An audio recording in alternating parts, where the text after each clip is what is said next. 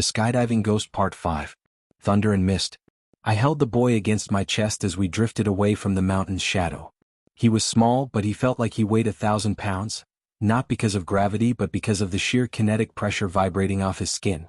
Every time I touched him, my own aerial essence flickered, like a candle being blown by a high-voltage fan. He wasn't just a battery. He was a reactor. As we found shelter in a grove of moss-covered stones, safe territory for the root keepers, the boy started to wake. His name was Leo. He told me he hadn't been on the street or in a house when the flare hit. He had been on a school field trip, standing inside the heart of a massive hydroelectric power plant, right next to the primary turbines. When the solar radiation hit the Earth's atmosphere, it didn't just bathe him in light. It synchronized with the millions of volts surging through the plant. While other conduits were created by touching a phone or a car, Leo had been forged in the center of the grid. He didn't just carry a spark, he was the spark. "That's why she kept me in the machine," Leo whispered, his voice crackling like a radio tuned to a dead frequency. The Sentinel wasn't just guarding the tunnel. It was a limiter. If I'm not contained, I leak. I watched as he reached out to touch a nearby glass oak. He didn't just brush it, he connected with it. Blue arcs of light surged from his fingertips, and for a split second the crystal tree didn't just vibrate, it sang. The energy didn't stay on the surface. It moved through the wood like a pulse. Elena didn't want a guard, I realized, the horror sinking in. She wanted a detonator. She was using your output to synchronize the mountain's core. You're the only thing powerful enough to jumpstart whatever machine she's building at the peak.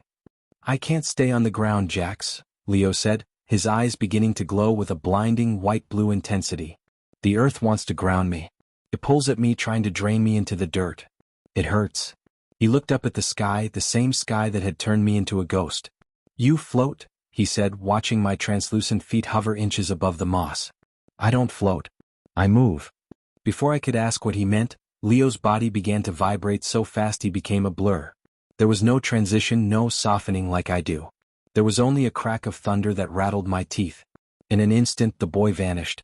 A jagged bolt of living lightning shot upward, arcing from the ground to a low-hanging cloud, then zigzagging across the horizon in a strobe light flash. He was traveling through the air as pure current. I took off after him, pushing my aerial speed to the limit, my misty form trailing behind him like a comet's tail. We were a pair of anomalies, a man who was the wind and a boy who was the bolt. He didn't need a parachute and I didn't need a floor. Leo moved with a terrifying, jagged grace, jumping from cloud to cloud, using the moisture in the air as a conductor. He wasn't just moving, he was rewriting the sky. "Jax," his voice echoed in my mind, carried by the static. "I can see them. North of the mountain." I looked down. Moving across the plains toward the root-keeper valleys was a massive cloud of dust. It wasn't the wind. It was an army.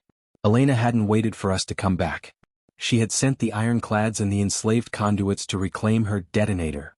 But they weren't just marching. They were carrying something, a massive metallic spire, miles of copper cabling trailing behind it like the tentacles of a deep-sea monster. Leo stopped, hovering in a cloud bank, his body a flickering blue silhouette. "If they catch me again, Jax, she won't put me in a golem. She'll plug me into the planet. And once that circuit is closed, the world doesn't just change. It burns." I looked at the boy, then at the approaching army, and finally at the mountain where my sister sat on her throne of stone and spark. I was a skydiving instructor. My whole life was about teaching people how to survive the fall. "Then we don't land, Leo," I said, my voice hardening into a storm. "We stay in the air. And we show them what happens when the sky fights back."